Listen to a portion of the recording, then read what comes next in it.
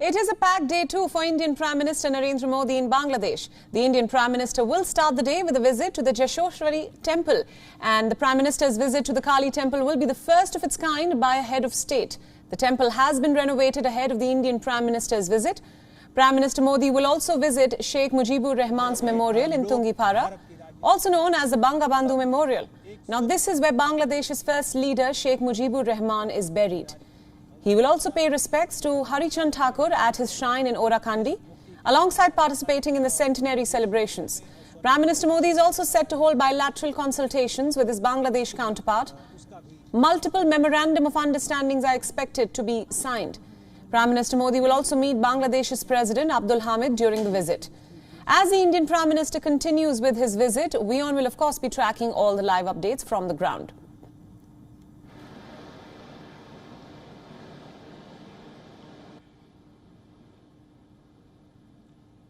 Namaskar.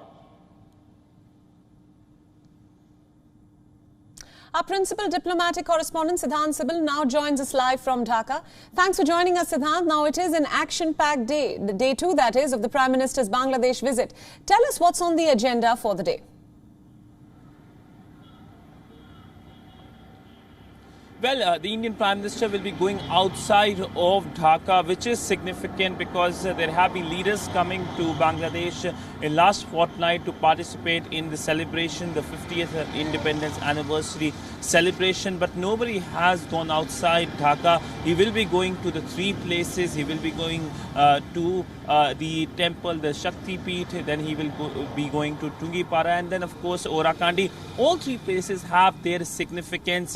It shows the historical and cultural bonds between the two countries, something we saw on the first day itself, the emotions and the celebrations we saw yesterday with both the Prime Ministers talking about the valor of the Indian forces and of course the role played by Mukti Jodhas. But today, of course, the focus will be on paying homage to the father of the nation of Bangladesh, Sheikh Mujibur Rahman, at the mausoleum. This is significant because we know that Bangladesh is celebrating and marking the Mujib Barsho, even as India was just a short while ago, a few months ago, celebrating the 150th anniversary of Mahatma Gandhi, the birth anniversary of Mahatma Gandhi. And yesterday we saw both the leaders coming together and jointly inaugurating the Bapu Bangabandhu exhibition, digital exhibition. Both the leaders were present. So a lot of symbolism, a lot of evoking of the historical context, and of course charting out the roadmap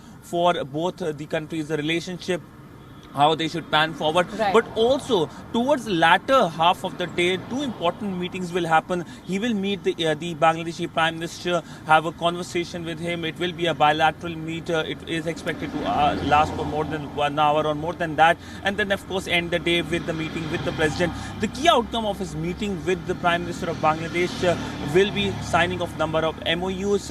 He will officially hand over 1.2 million doses of India-made COVID vaccines to Bangladesh. We know that Bangladesh is the highest, in fact the largest recipient of India-made vaccines in the region. India has given vaccines to all its neighbors, of course, barring Pakistan for the political reasons we all know. Right. And then of course giving vaccines to almost more than 70 countries. But if we look at the bilateral relationship, this visit is all about celebrating that bilateral relationship, the Sonali Adhyay, the golden age of this relationship. Right. Now, Siddhant, you just mentioned MOUs that may be signed. Now, before leaving, the Indian Prime Minister had said that he looks forward to having substantive talks with Bangladesh leaders. What is on the discussion table, especially when it comes to these memorandums of understanding? Well, one of the key focus will be on connectivity. We know that both countries are concertedly working on connectivity. The last virtual summit, the 20 December virtual summit, saw the Chilahati Haldibari rail link inaugurated by both the leaders, and that helped increase people-to-people interaction between the Indian state of West Bengal and Bangladesh. This time also something can be announced, something is on the platter, but there is a historical focus as well this time around, this second visit of the Indian Prime Minister. So a Swadhinta Sadak, this was the road taken by Sheikh Mujibur Rahman when he was fighting for the liberation of Bangladesh. That will be virtually inaugurated by the Indian Prime Minister and the Bangladeshi Prime Minister. That, of course, to evoke the historical context of the entire relationship. In fact, one thing that has stood out in this visit of the Indian Prime Minister is the focus on symbolism, on brotherhood between the two countries, because